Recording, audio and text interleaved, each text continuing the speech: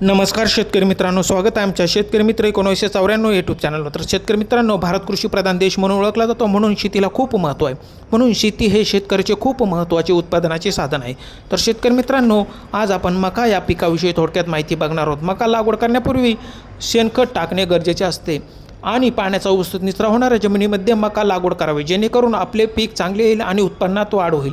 तर शेतकरी मित्रांनो, मक्याचा उपयोग खूप मोठ्या प्रमाणात केला जातो। अन्नधान्य, जनावरांसाठी चारा, औद्योगिक उत्पन्नासाठी महत्त्वाचा असतो। मक्यापासून अन्नपदार्थ जसे भाजलेली कणीस, उकडलेली मका, मक्याचे पीठ असेच विविध खाद्यपदार्थ बनवतात। तर शेतकरी मित्रांनो, मका ही चारा म्हणून जनावरांसाठी उत्तम म्हणून वापरली जाते। तर शेतकरी मित्रांनो, मक्याचे दाणे हे जनावरांसाठी पशुखाद्य म्हणून वापरले जाते।